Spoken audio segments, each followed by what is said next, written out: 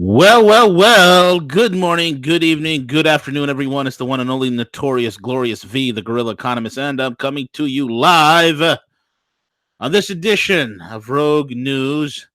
And it's not in the mornings. I'm solo again. El Cuco and I have done a great broadcast over at the Gadfly. So, folks, if you haven't gotten to check it out yet, go there and do it now. Thegadfly.vhx.tv. That is the Gadfly.vhx.tv. Go there or be square. It's just how it is. It is what it is. Anyway, a lot of great things to talk about. Also, guys, check out our sponsors, mycbdedibles.com, mycbdedibles.com, all sorts of deliciousness. And they got some vape stuff. If you're into vaping, go and vape over there. There's some vape products about to be coming out. I don't know if it's out yet or not, but go check it out. And also remainCom.net. Go there. You can book a session one-on-one with the great one with yours truly. It's still available. There are people that are booking it up real fast.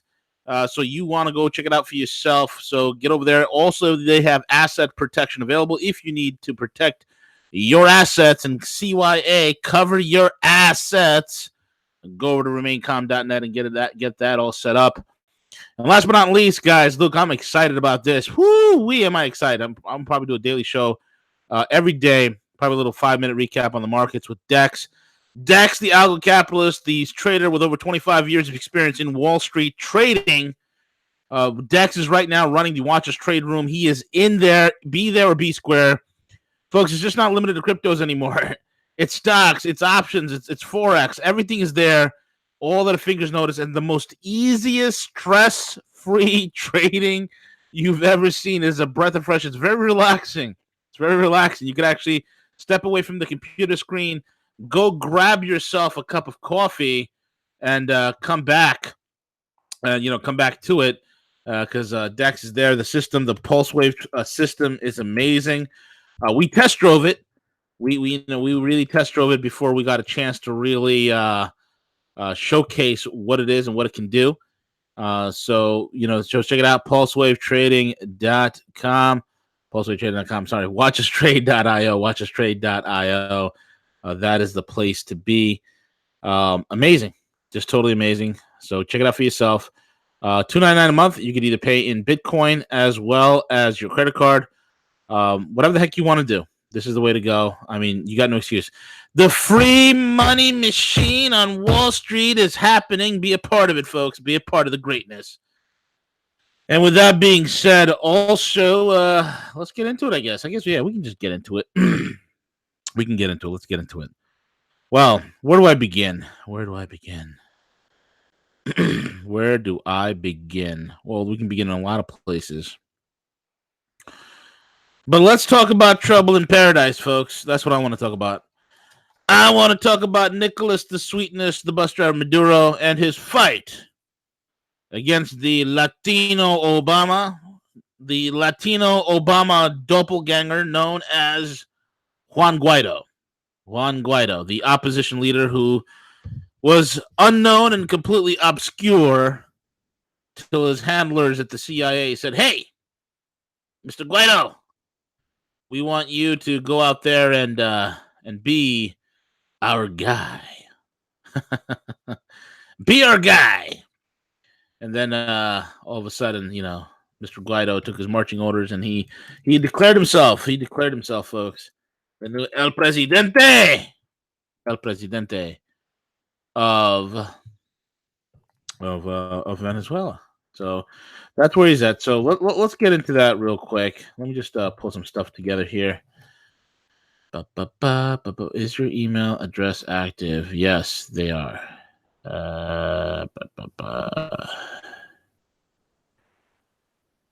Interesting. Anyway, it's weird. Just excuse me for 1 second. Rogue.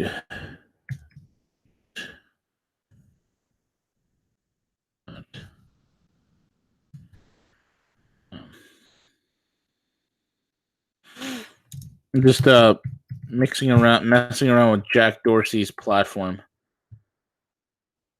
Whatever. Anyway, folks, let's get into it. Okay, so we have Juan Guaido over there. And Guaido is right now, he's tweeting pictures. He's becoming very proficient with social media. The people in Venezuela don't have, they didn't even have cats and dogs to eat at this point. So Juan Guaido is tweeting out pictures of him standing next to a whole bunch of quote unquote aid for Venezuela. And what it is right now, folks, is that it looks like, and there's a great article from some of the guys over at Russia Insider, great website, Russia Insider. If you're into Russia collusion, just as I am, if you too want to collude with Russians, go there and show your support for Russia Insider. Really great journalism. Same thing with RT. I love RT as well, and Sputnik News. It is good stuff. Anyway. The Venezuelan government seems to be openly preparing to face the U.S. military invasion. On February the 10th, the country's military kicked off a large-scale military drills, which will run until February the 15th, according to President Nicolas the Sweetness, the bus driver Maduro. The drills are set to become the biggest ones in the country and has held in its 200-year history. On the same day, multiple air defense systems, including the Pechora 2M launchers, the Pechora. Oh, Pechora. Man, I could have all sorts of fun with that name, Pechora. Pechora 2M launchers were spotted maneuvering the area of San Cristobal near the border with Colombia. An expected member of the U.S.-led coalition in the event of invasion of Venezuela. And folks, what did I tell you for months now? What I've been telling you for months? We're already pre-staged in Colombia. The whole send 5,000 troops to Colombia on a clipboard written by none other than the maniacal mustache John Bolton doesn't change. It doesn't change the truth of the reality that we are already there. On February 7th, Israel's satellite company ImageStat International released a satellite image allegedly showing that the Venezuelan military was releasing its S-300VN air defense system from mothballs in Captain Manuel Rios Air Base on February 4th. Separately, President Maduro announced the setting up of 50,000 popular defense units and promised that the U.S. will get a South American Vietnam War if it decides to invade. And there are pictures of the one and only Nicolas the Sweetness, the bus driver Maduro, holding a sword. Not very convincing because he is the overweight body double of Saddam Hussein. The military preparedness came amid several important security developments. In January, authorities detained fugitive Colonel Oswaldo Garcia Paloma after he had crossed back into the country from Colombia. And on February 7th, he appeared on a video confessing to his ties to the CIA and the Colombian officials to overthrow the Maduro government. According to the Venezuelan Information Minister Jorge Rodriguez, Paloma was involved in an effort to rally soldiers to mutiny, close off on the capital, and overtake the presidential palace. And on February the 5th, the authorities seized a shipment of U.S.-made weapons, which was discovered at a storage yard of Arturo Michelena International Airport in the city of Valencia. The stash included 19 rifles, 118 magazines, high-caliber ammunition, as well as 90 radios, 6 mobile phones, and was likely sent from Miami, Florida on February 3rd. Not a lot of weapons to do much of anything. 19 rifles, I mean, that's a joke. At the same time, Washington is reportedly engaged in so-called direct contacts with the representatives of the Venezuelan military and government to convince them to support the coup, to help bring U.S. proclaimed interim president Juan Guaido into power. Juan Guaido, the Latino Obama. These efforts achieved at least partial success. And on February 2nd, Air Force General Yanez reportedly defected to the opposition side. He called for others to follow him in supporting, quote, the right side. And on February the 9th, Colonel Ruben Paz Jimenez declared his support to the opposition. Separately, 2 more service members, Captain Hector Luis Guevara Figueroa and Army pilot Carlos Vasquez, defected and called on for others to do so. Another more important front is the media sphere, where U.S. President Donald Trump has openly states that he does not rule out military option for Venezuela. Nonetheless, Washington still needs some formal pretext. That's right, we need that pretext. Where's our Gulf of Tonkin? Where is it? Washington still needs. Therefore, Secretary of State Pompeo declared in an interview with Fox Business that there is a growing. You listen to this? There's a growing Hezbollah and Iranian influence in Venezuela. People don't recognize that Hezbollah has active cells. The Iranians are impacting the people of Venezuela and throughout South America. We have an obligation to take down that risk for America, and how we do that in South America and all across the globe. I'll stop right there. I will stop right there.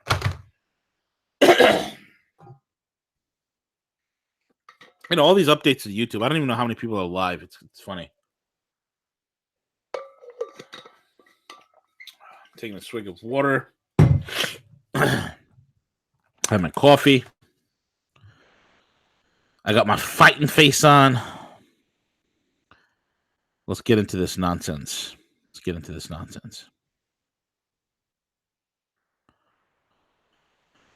All right, so.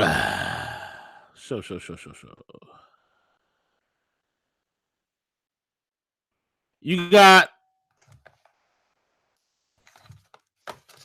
Let's take a look.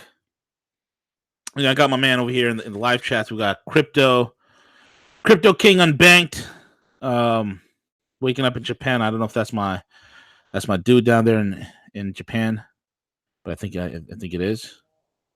But anyway, he made a point. So just look at the deep state picks for AG. Convicted liar in Venezuela coup engineer Elliot Abrams and POS Bolton. Absolutely correct. You could say a lot of things. You could say, well, there's a deeper strategy here and blah, blah, blah, blah, blah. If there's a deep strategy, you cannot tell me that there's not enough smart and talented people outside of the quote-unquote the neocon ilk. That, a lot of people say, well, V, we need these people because these people are vital to the functioning of certain apparatuses within the United States government. And I've heard this in the 80s. Well, V, we need these people, like this guy right here, who's a trilateralist. We need him, because if we remove him, the procurement department for the Department of Defense will simply just completely unravel. Well, V, we need him. He's a Rothschild stooge. And if we don't strategically place him in the House and Means Committee, the entire federal financial sector would just completely fall apart and collapse. Well, V, we need Elliot Abrams. We need Elliot Abrams. We need the guy, V, because if it wasn't for him, it will fall apart. Who is Elliot Abrams? And I've said this weeks before on a broadcast. Who the hell is Elliot Abrams? Elliot Abrams is the guy who stood there when there was slaughter in Nicaragua, when guerrillas that were funded and trained and put forth as attack dogs in Nicaragua and in the Honduras were slaughtering innocent civilians. Elliot Abrams is the man who spun it. He's a spinmeister. He is a man that was intimately aware that innocent men, women, and children were being butchered. And he whitewashed it. Said it's okay. That's just communist propaganda. And we realized it wasn't communist propaganda. Elliot Abrams, who lied not once but twice to Congress under oath for the entire Contra affair, about to be thrown into prison. And at the last minute saved by none other than George H.W. Bush. Poppy. Good old Poppy Bush. Poppy Bush and Abrams have a long, storied history. So fast forward 30 some odd years, folks, and we're dealing with the problem of Venezuela. Of all the qualified people you could have picked to fix this problem, of all the smart, educated, common sense people you could have picked to fix this problem, people that could have said, hey, you know what, the whole thing with Venezuela, there's a lot going on here. And folks, I will tell you there's a lot going on here because there's a lot of things I found out from people who have been operational, quote unquote, in Venezuela. Okay. People that have been operational in Venezuela have told me. And there's more to Venezuela that meets the eye. I miss you too, Illuminati 8. I miss you too. I'm sorry, I miss all you guys. I will be here more often. and whatnot. Via lost you on the line app. Get me on Telegram, Crypto King. Crypto King Unbanked. Get me on Telegram. I will be there. I'm just responding to people that are in the chat. There's a lot to Venezuela. And there's a lot that look, Venezuela is a very, very interesting place. If I were to tell you that Venezuela is some sort of a country that is fighting U.S. imperialism, there's more to it than that. There's a lot of globalist ties into Venezuela. There's a lot of narco trafficking in Venezuela. There's a lot of human trafficking in Venezuela. I will go far as to prove to you, and I will prove to you this, that Venezuela is indeed a narco state. They are the heirs. Okay, they are the heirs of Pablo Escobar. They are the heirs of the Medellin cartel. They are the heirs of the gentlemen of Cali. They are the heirs of the kings of Bolivia, the cocaine kings, the cocaine cowboys of Bolivia. These are the heirs. That is why, among certain circles, Venezuela is known as the cartel of the suns. That is a name that stands with Venezuela to this very day. Most people don't know that. So there is the game being played here because let me tell you, Chavez and the Maduro government, which basically are a bunch of Chavistas to begin with. They all came out of the Chavez regime change. The entire Nicolas Maduro government, the entire Venezuelan government is stacked with narco kingpins. Okay, narco kingpins. Now, I'm not going to tell you, oh, look, America's being the hero here and trying to knock these guys off and trying to save the day.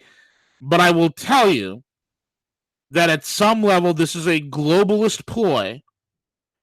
There's a deeper play at this, and I'm writing it down, folks. I the reason why I say this is because I am launching a newsletter which will be active this week, and I'll come back on and tell you the links, and there's going to be some articles uploaded. I'm going to be writing a few times a week, 3-4 times a day, placing articles. And one of the things that I've written about is what has been made known to me about the real situation in Venezuela. There's a play here. So with that being said, I do not feel that someone like an Elliot Abrams, someone who said, oh, Venezuela has lots of problems and I can't wait to fix it. Elliot Abrams, who's a strikeout man, he's an evil, conniving bastard. He's like a John Bolton. They both belong to the same team. These are guys who cannot go to sleep. They cannot eat a meal. They don't know how to take a vacation and relax. They just constantly think about death and destruction. They constantly do. I think that John Bolton's house has many corpses, skeletons and all sorts of death paraphernalia and war and paintings of bombs being dropped on populations. The guy's sick. Same with Abrams. A smart person would say, hey, you know what? There's a better way of going at it with Venezuela. There's many layers to this. I wouldn't pick Abrams. Abrams is a neocon ilk. Abrams is a globalist. Abrams is a guy who says, Trump's populism is not going to work, this, that, and the other. And yet this is the guy that's been dusted off to handle Venezuela. And then we got Pompous Pompeo. And folks, when Pompous Pompeo speaks, you know who it is. You know right away, boom, that's Pompous Pompeo. And when he's under the thumb and dictates of the president, he's pretty much under control. Like what we've seen in North Korea, he's been on good behavior. But then you see him in Venezuela, and again, he speaks in childlike, rudimentary concepts because he thinks and he takes with great contempt the intellectual capabilities of the average American. He doesn't realize that, hey, you know what, there's been a frequency shift.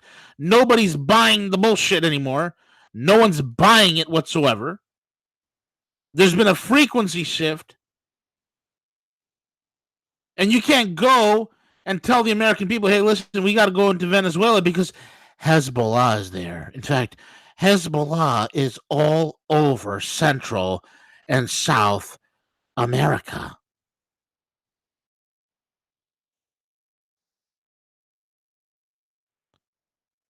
Exactly.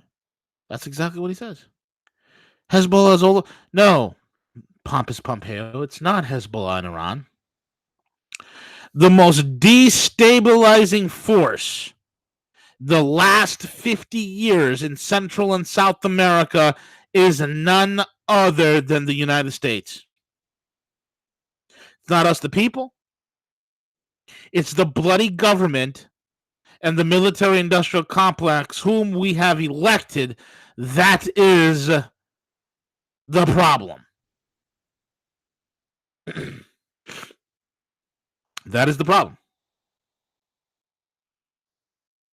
The bloody government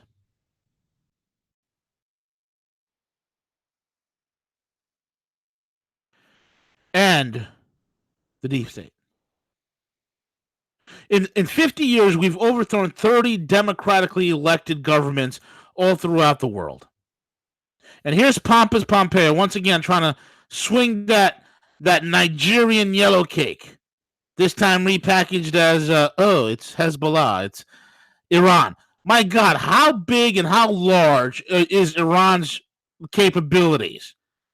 They're literally an Islamic country that is culturally, ideologically, language-wise, I mean, in every aspect, removed so far away from South and Central America that they're going to go up and down South and Central America and do what? Here, buy our third-rate arms. It's not quite as good as the Chinese. It's actually crappier than what the North Koreans can sell you. It's complete horse garbage, but it's pretty cheap. What are they going to sell them? Here, buy our ideology. It's going to work very well in Latin America. Have these Islamic ideology working well in Latin and in Central and South America? Have these guys ever been to a beach in Brazil?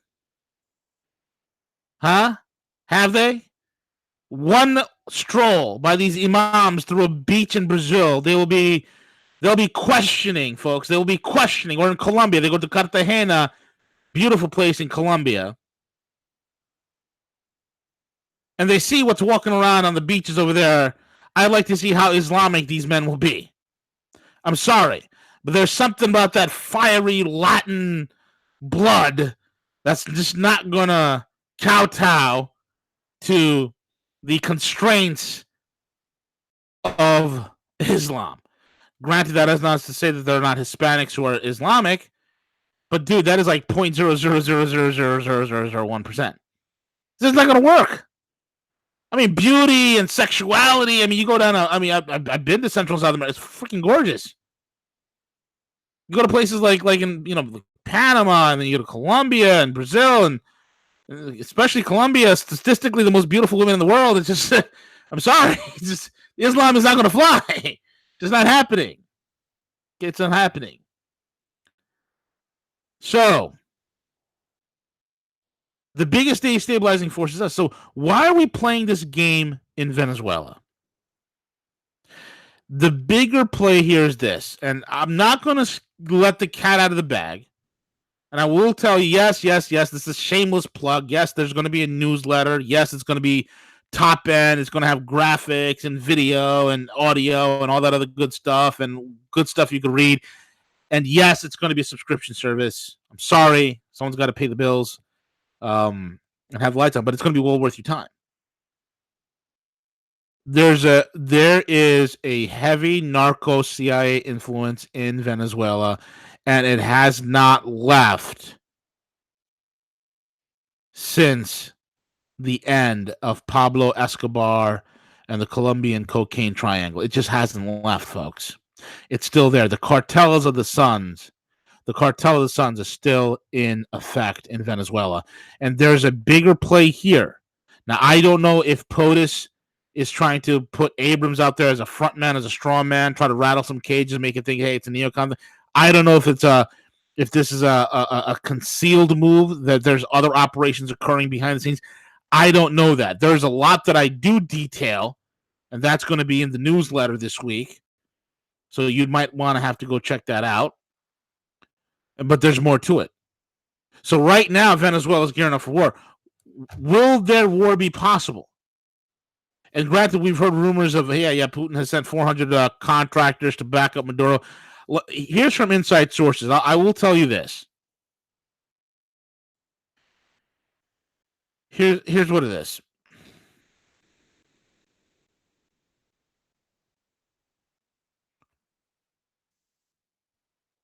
One of the guys who's connected, who has operational history in South America, has told me this, that the Russians saying that there's 400 backing Maduro, they're really not.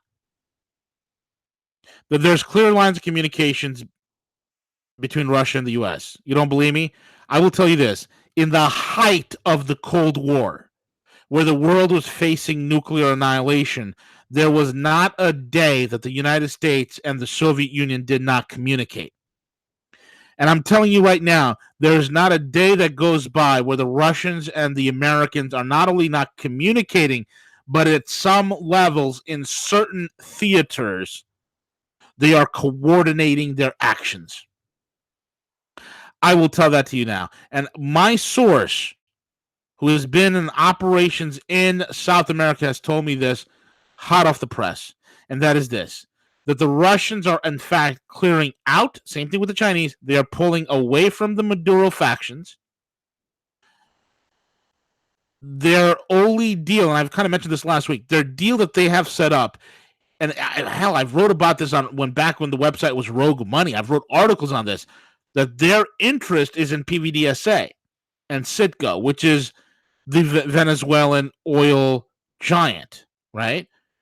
Their interest is in PVDSA and making sure that the assets of PVDSA is intact, and that is probably going to be shared equally. It's going to definitely go to the people.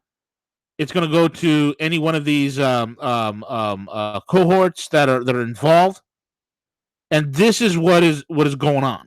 Okay, there's a play here for oil, and there's a play here that this oil profits. And this is, again, you have to take this with a grain of salt. I'm throwing it out there. I'm throwing this tidbit. This is a piece of intel. Take it, regurgitate it, swish it around your mouth, swallow it again, think about it again, and ponder upon it, then file it away and see what happens. But there's a play that the profits of PDVSA goes not only to the people, surprise, surprise, surprise, not only to the people of Venezuela, but also multinationals from the United States, from multinationals from Russia, as well as China. That's the game that's being played.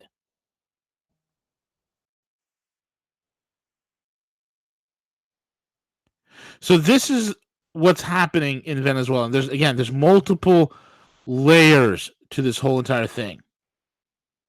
Is this a play to starve the quote unquote globalists? I'm talking about the real globalists. I'm not talking about these bureaucrats who are in Brussels who are just sitting there. They're just a bunch of middle managers. I'm talking about the real banking magnates, the real dynasties that we're so familiar with, in that who are the masters, who are the round table of Globalism Inc. And we know that Globalism Inc. works on perpetual debt, perpetual war, narco trafficking, human trafficking. They make a ridiculous amount of fortunes on that. And the reason why I ask is a cutoff, because the other thing that's being cut off is this.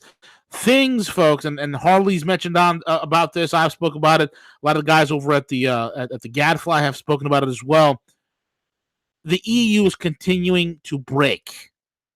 It is continuing to break. You know, Bloomberg just put out that Europe has indeed emerged as the world's weakest link, perhaps more so than the outcome of the U.S.-China trade war. It is Europe that increasingly looks like the biggest threat to global growth. As evidence, Bloomberg cites the same data that was highlighted last week, namely that the industrial production across the 19-nation euro area is falling at the fastest pace since the financial crisis, and deteriorating demand is evident as the region itself squeezed between international and domestic drags. And according to Wednesday's data, industrial output of the euro area slumped 0.9%, double the forecast, double the annual decline, the steepest since 2009. So the entire thing, the Eurozone, is coming apart. The EU, which was again an edifice to globalism. It was a pedestal of the intellect. It was the height, the mastery of architecture by all these globalist planners, and it has literally blown. It's literally blowing up in their faces. Literally blowing up in their faces. And folks, the EU exists because of stolen gold. Stolen gold. The gold that was stolen during World War II is what gave birth to the EU. Did you know that? Gold that was stolen, whether it was Nazi gold from Switzerland or it was gold in the Asia Pacific, that gold all pooled together, thanks to the Fed, thanks to JP Morgan, was all pooled together, and it became the collateral on which Euro bonds were floated using Euroclear, which was created by JP Morgan, which initially created the Euro bonds, which gave birth to the European Economic Union, which eventually became the European Union. It's built on blood. It's built on stolen gold. And the EU is falling apart. Massive problems here, folks. Massive problems. The yellow jackets, they're not going anywhere. It's getting worse. In fact, we need to start our own jacket revolution, folks. We need maybe a red jacket. I'm not sure. Orange jackets. What do we wear out here? I know in New York it's like orange jackets, a bright orange. Maybe we'll all dress up as road cones or something. But we need a revolution here. Say what you will about the neocon president of Brazil, Bolsonaro. He's got one good idea: eliminate completely all Marxist ideologies from universities. Period. I like that. I like that. So it's a beautiful thing, folks. It's a beautiful thing.